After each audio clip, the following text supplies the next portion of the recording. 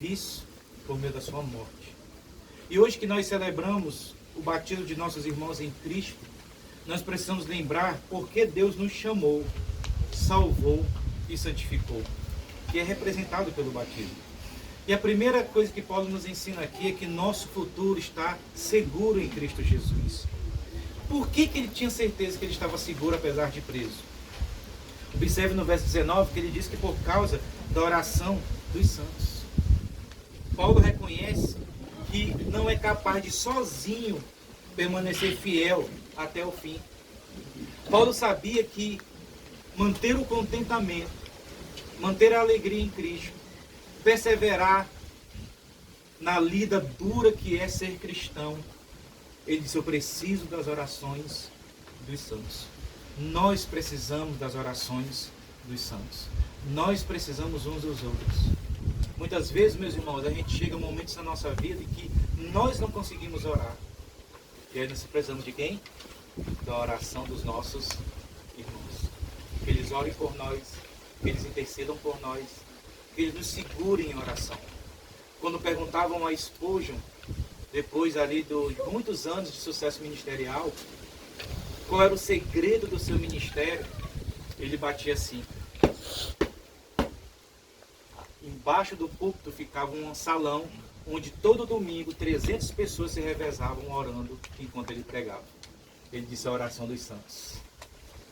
Conta-se que certa vez, toda vez que Spurgeon pregava, tinha uma senhorinha com os olhos fechados. E ele pensava que aquela senhorinha estava todo tempo dormindo nos sermões dele.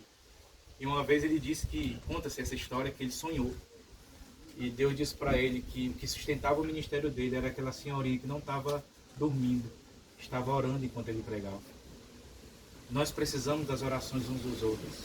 E é por meio das nossas orações que a gente ajuda uns aos outros a ficar seguro em Cristo até o fim. Mas ele também que tinha certeza que estava seguro por causa do socorro do Espírito Santo. Porque o Espírito Santo é aquele que nos socorre, é a força na fraqueza, o apoio nas necessidades, o consolo na aflição, o guia quando estamos desorientados. E o papel do Espírito Santo, quando nós estamos passando por tribulações, é moldar em nós o caráter de Cristo de tal maneira que a gente glorifique a Deus por tudo aquilo que a gente passa. Meus irmãos, vocês já pararam para pensar se Paulo, preso, ao invés de pregar o evangelho para os soldados romanos, Filipenses no início ele disse que pregava para toda a guarda pretoriana. Porque vamos pensar o seguinte: Paulo ficava preso numa residência, porque ele era cidadão romano. O aluguel da residência, a comida que ele comia, tinha que vir de alguém. Ele pagava as suas despesas. Ele era preso pelo Estado, mas pagava pelo Império, mas pagava as suas despesas. Por isso que as igrejas enviavam oferta. Inclusive, Filipenses, capítulo 4, ela envia uma oferta para sustentar Paulo na prisão residencial. E bom, estava ali, vamos pensar, sempre tinha um guarda, vamos pensar 2 guardas. Tinha 2 guardas na segunda, aí 2 guardas na terça. O que Paulo disse que ele fez? Evangelizou? Todos. E todos se converteram. Você imagina se Paulo fizesse como nós, preso, ou quando a gente está passando por alguma tribulação, situação difícil, doença. Pense em algo que tira a tua paciência, a tua alegria, e você, ao invés de glorificar a Deus, você murmura. Imagine Paulo: oh Deus, te servi por tantos anos, passei por naufrágio, nudez, perigo, espada, fui chicoteado 3 vezes, fui apedrejado tantas outras, jejuei à força, porque não tinha o que comer, e agora eu vou terminar minha vida numa prisão. Não, Paulo não parou para reclamar. Paulo parou para usar o seu sofrimento para pregar o Evangelho. Meus irmãos, Elizabeth Elliot, ela já diz que um sofrimento na nossa vida só não é desperdiçado se nós o vivenciarmos glorificando a Deus. Porque se a gente não glorifica a Deus, a gente desperdiça o que Deus quer fazer por nós e através de nós, através daquele sofrimento. E Paulo sabia disso. E ele sabia que o Espírito Santo estava ali para auxiliá-lo em suas dores e em seus sofrimentos. E por que ele diz isso? Para que não seja envergonhado. Ele disse que não queria envergonhar o Evangelho. E é por isso que ele vivia o Evangelho de uma maneira santa e justa. E quando a gente batiza, meus irmãos, a gente precisa sempre relembrar, assim como nós fazemos na ceia, por que nos batizamos. Nós estamos declarando diante de Deus e diante do mundo. É como se o batismo fosse uma aliança de casamento. Você está fazendo ali um voto de que você morreu para o mundo e agora vive para o Senhor. E você não vai envergonhar o nome do Senhor com a sua vida. Pelo contrário, você agora vai querer que Cristo seja glorificado e o nome de Jesus não seja envergonhado. Porque para você agora o mais importante não é a sua reputação, mas a reputação de Cristo. A reputação do nome do Senhor, para que ele seja honrado e para que ele seja glorificado. E uma segunda lição que Paulo nos diz é que Cristo seria glorificado na sua vida e na sua morte. O corpo é o instrumento pelo qual pecamos ou agimos em santificação. Deus será glorificado por meio do seu corpo, no caso de Paulo, por meio de suas algemas, dores e sofrimentos. A Bíblia diz em Romanos 8:10 que o corpo está morto por causa do pecado. Em Filipenses 3:21 ele diz que é um corpo de humilhação por causa de suas fraquezas. Por isso que em 1 Coríntios 9:27 diz que nós temos que manter o nosso corpo em rédeas curtas. As práticas do corpo, diz Romanos 8:13, têm que ser mortificadas pelo Espírito. E o objetivo de tudo isso, para que Cristo seja glorificado por meio do nosso corpo. E como que Cristo é glorificado? Verso 20. Cristo deve ser o centro de nossa vida. Para Paulo, o que era mais importante era Cristo.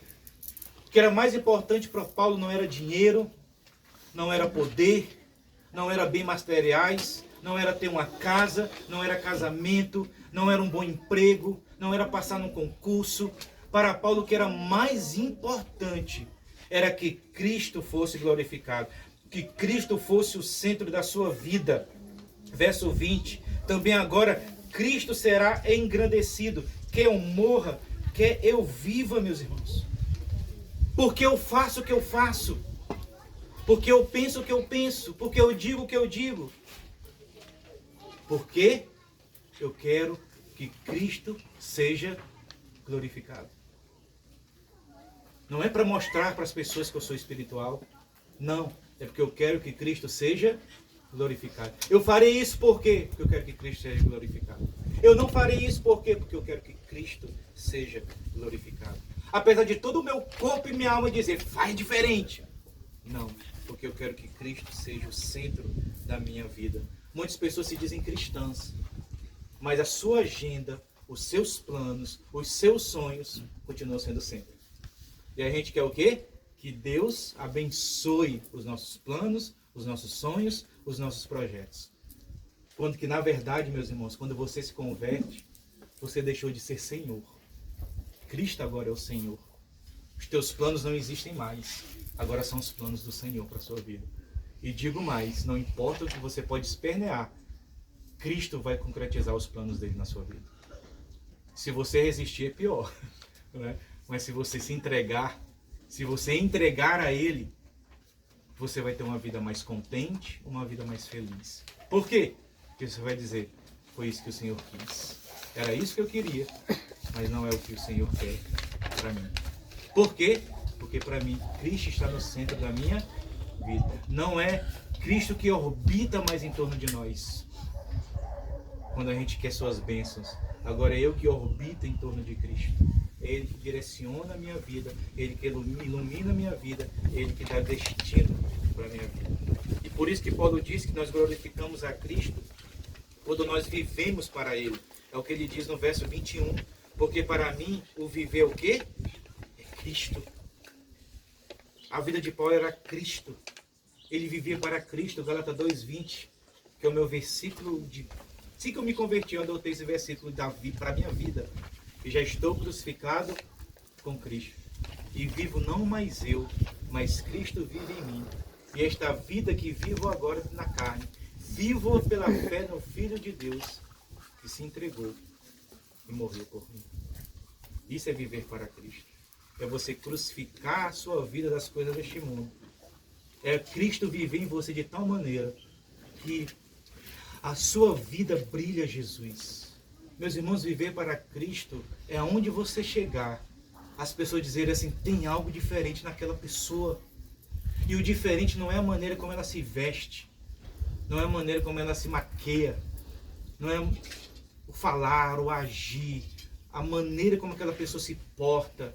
De alguma forma a pessoa olha assim, tem alguma coisa diferente ali. Ali brilha uma luz. Era assim que eu me sentia quando eu, por exemplo, chegava perto do Rousseau Shedd. E não é só eu que digo isso não, a gente dizia assim para a gente que estava perto de um anjo. Pelo que ele exalava, pela maneira como ele falava com a gente, pela sua humildade. Era um homem simples, era um homem santo, era um homem culto, mas um homem de Deus. Viver é Cristo.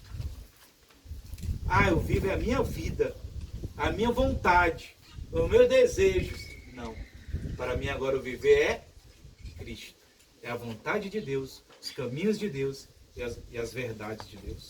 Mas também ele diz que morrer é lucro. Paulo diz, se for preciso morrer por Cristo, eu farei. E aqui ele está falando da morte física. É saber, irmãos, que a morte física pode chegar a cada um de nós, por causa da nossa fé. Vocês estão vendo o que está acontecendo no Sudão, no Senegal principalmente, e agora no Sudão, começou no Senegal, agora no Sudão. Princípio das dores. Povo de Deus sendo massacrado, não é morto, não é massacrados. Velórios feitos de 100 pessoas assim de uma vez. E já viram o que o povo está fazendo? Por causa da pandemia, muita gente deixou de ir para a igreja. Eles continuam cultuando a Deus. Enquanto eles enterravam o povo, eles cantavam para o Senhor. E a gente não consegue valorizar um culto de domingo, de manhã e de noite. A gente troca por qualquer coisa deste mundo. Um domingo que a gente tem para o Senhor. Para estar de manhã e para estar de noite. Um domingo. E a gente muitas vezes não valoriza o que o Senhor tem nos dado.